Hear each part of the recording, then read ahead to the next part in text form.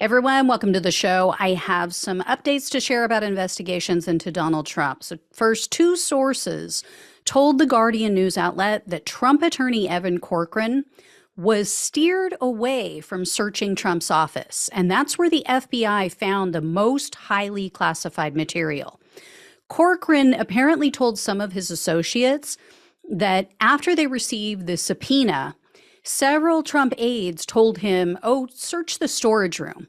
You know, that's where everything is. That's where everything was put after they left the White House. Well, Corcoran asked them, should I search anywhere else? And Trump's aides apparently dissuaded him from doing so. So the timing of all of this is going to be scrutinized because, as I mentioned last week, Trump ordered his valet, that Walt Nauta guy, to move boxes out of the storage room for some reason, and then he moved some back into the storage room.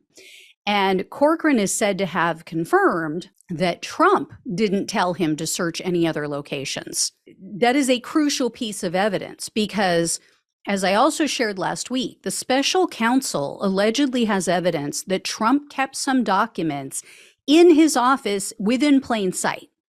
And he was showing some of those classified documents, according to this new reporting, to other people. So Trump can't use the excuse that he didn't even know he had these things. How can he say, oh, I didn't even know that they were in my office, but yet I had them in plain sight and I was showing them to people. So clearly, if Trump knew they were there and he didn't tell Corcoran, oh, you're looking for classified documents? Oh, head over to my office because I have a few in there. That is obstruction. And then this morning, Rolling Stone magazine reported that Trump has been trying to obtain the identity of all of the FBI agents and the Justice Department officials who have been working on his investigations. And according to two sources that they spoke with at Rolling Stone, Trump has asked his advisors and at least one attorney if, quote, we know their names. And then he's talked about, quote, purging these people if he's able to secure a second term in office. And Trump allies have been trying to out these investigators. So, for example, Tom Fitton, you guys might have heard of him. He's the guy who runs the alt-right website called Judicial Watch. He's been submitting FOIA requests to the authorities to obtain the identities of these people. So apparently, the special counsel has taken extra precautions to protect their identity of like the agents, the attorneys all working on the Trump probes, because emails that they used to send out used to contain the full name of a DOJ official. Well, now it only contains initials. So Fitton has been complaining lately and saying, oh, why are they trying to hide this? This is so suspicious, blah, blah, blah. They must have something to hide. No.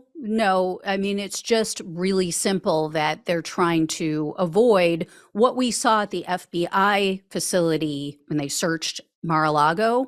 I mean, they don't want to see anybody else die and try to attack FBI agents. So, yeah, not really that suspicious.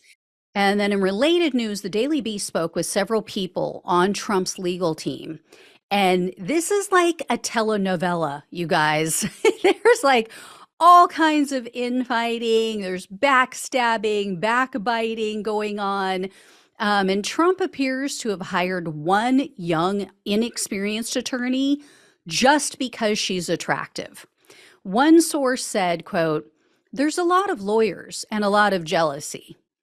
And then another one went off on Boris Epstein saying, quote, Boris pissed off all the Florida lawyers. People are dropping like flies. Everybody hates him. He's a toxic loser. He's a complete psycho. He's got daddy issues and Trump is his daddy. That was a direct quote from someone on Trump's legal team. And then 4 additional sources told this reporter that Epstein would sometimes physically stand guard and block people on Trump's defense team, his defense attorneys, from talking with him. And then he demanded that all communication had to flow through him. Now, one of these sources even claims that the first and only time that Tim Parlatore, the attorney who just quit, the one and only time he ever had a one-on-one meeting face to face with Trump was when he tendered his resignation. There is a fifth person, though, who said this depiction isn't 100% accurate. This person said, yeah, Epstein is kind of acting like a chief of staff for Trump, but they claimed, whoever this person is, that the attorneys have Trump's phone number and they can reach him directly by phone. So who knows? I mean, when you have so many people singing the same tune, seems like this one person is just trying to make light of it. Other sources told the Daily Beast that Trump keeps attorney Lindsay Halligan around strictly for her looks. They pointed out she's pretty inexperienced. She only graduated from law school 10 years ago in 2013. And they said that her biggest case to date was being the second chair in a 2-day trial as a defense counsel attorney in an insurance company fight. This insurance company was fighting homeowners over their damaged roofs. So that's the biggest case she's ever sat on. It was 2 days. She wasn't even the lead attorney. And her team did such a bad job in that case that the judge refused to award them attorney's fees because the judge said that they failed to act in good faith. That was a direct quote.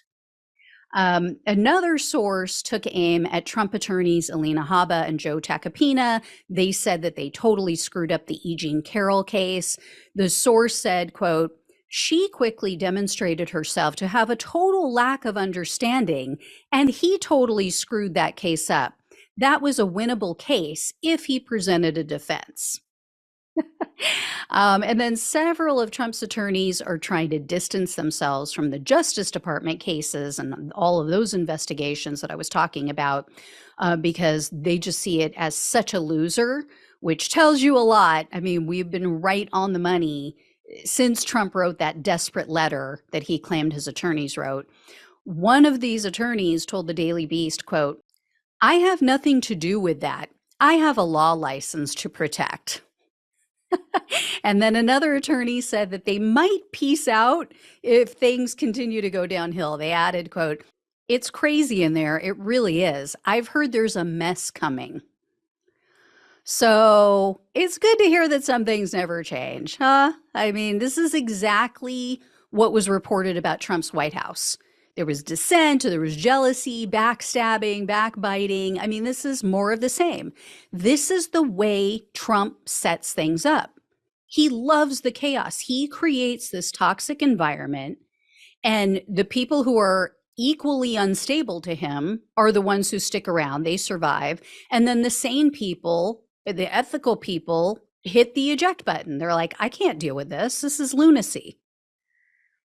But yeah, it seems like massive consensus that the DOJ investigation is not going to go well for Trump. I mean, even people involved in his legal matters, maybe not in that specific one, but other attorneys involved with him are hearing all the same things that we're hearing, that this is not good. He's getting indicted. It's going to be a total disaster coming down the pike.